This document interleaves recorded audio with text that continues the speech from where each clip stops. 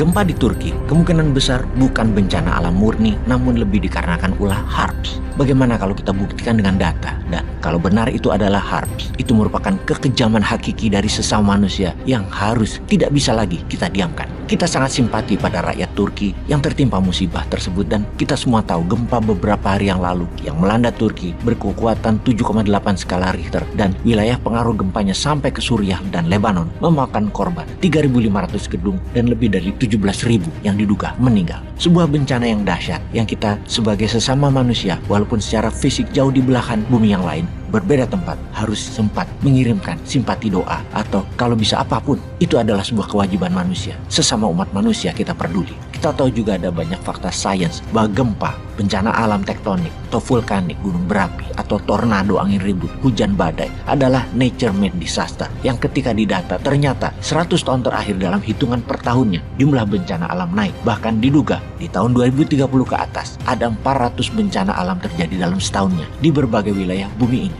Dugaan para ahli lingkungan inilah yang disebut dengan perubahan cuaca karena kerusakan yang dibuat oleh manusia yang dalam jangka panjang berefek berubahnya tatanan cuaca dunia. Digalinya tambang di Kalimantan bisa mengakibatkan longsornya salju di pegunungan Alpen. Siapa yang tahu? Disedotnya minyak di Timur Tengah mengakibatkan kekeringan di Amerika Latin. Manufaktur penghasil karbon di Cina menyebabkan gempa di Indonesia. Semua itu mungkin karena bumi yang disedot dieksplorasi menjadikan benda solid seperti batu bara, nikel yang di perut bumi berubah bentuknya, berubah beratnya, dipindahkan lokasinya, diproses dengan menghasilkan banyak karbon dengan energi panas yang kemudian membuat perputaran bumi ngoplok dan munting karena poros bumi mencari keseimbangan baru. Semua itu mungkin. Sebelum kita melanjutkan, saksikan video ini, yaitu ada hal aneh terjadi di langit Turki tepat sebelum kejadian gempa bumi kemarin. Kita tidak mengatakan ini ada hubungannya, namun kita hanya mencoba mencari koneksinya. Ini masih data mentah. Bakın ekranlarınıza geldi bile. Bu görüntü Bilecik'ten. Güvenlik kamerasının saatine dikkat. 04.08, yani tam da deprem anı. Aynı anda Düzce'nin değişik yerleri ve Zonguldak'ta da benzer görüntüler kayıt altına alındı. Sarsıntıyla beraber bir top ışık hüzmesi belirdi. İşte böyle ve kayboldu. Daha önce başka depremlerde de benzer görüntüler kaydedilmişti. Pasca gempa yang terjadi di Turki, peneliti dan penulis Haluk Osil membagikan data yang luar biasa. Berikut pernyataannya. Dia membandingkan dengan catatan gempa berkekuatan 3,1 skala Richter yang terjadi di Kagitane pada hari-hari sebelumnya. Faktanya, semua ilmuwan gempa menyatakan bahwa tidak ada garis patahan di wilayah tersebut yang berkorelasi dengan patahan tektonik. Kemudian, dia menyimpulkan bahwa gempa tersebut tidak alami. Kita telah sering berbicara tentang HARPS dalam catatan informasi dalam channel Bosman. HARPS atau High Frequency Active Auroral Research Program adalah sebuah proyek di Alaska untuk mengatur cuaca agar bisa mengubah arah angin, mengubah awan serta hujan untuk mengatur penanaman pangan yang juga bisa mengakibatkan menggeser sistem arus udara yang merugikan tempat lainnya. Apakah HARPS bisa menjadikan gempa? Fakta lain, ada kapal perang Amerika berada di daerah itu. Kemudian gempa aneh terjadi di Kagitane. Kemudian pakar gempa Turki mengomentari ini adalah gempa yang mengejutkan. Siapa yang membuat garis patahan yang mengejutkan itu?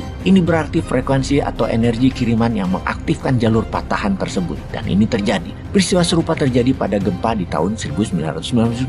Kapal perang Amerika telah tiba di daerah itu dan gempa bumi menyusul. Apakah benar bisa seperti itu? Gempa bumi di Kagitane setelah gempa Istanbul dan gempa Izmir, terbukti ada kapal perang Amerika yang membawa piringan besar yang tiba di Bosporus. Mirip peristiwa di Kuba beberapa waktu yang lalu, juga kapal perang yang sama ada di sana. Pasca gempa bumi di Kuba, pemerintah Kuba mengklaim bahwa peristiwa tersebut disebabkan oleh kapal HARPS milik Amerika Serikat. Benarkah semua data ini disimpulkan HARPS yang melakukannya? Kita detailkan HARPS. Fitur utama HARPS adalah pemancar frekuensi tinggi yang digunakan untuk mempelajari ionosfer, bagian dari atmosfer atas bumi. Karena asalnya sebagai proyek penelitian militer, maka HARPS telah lama menjadi subjek teori konspirasi.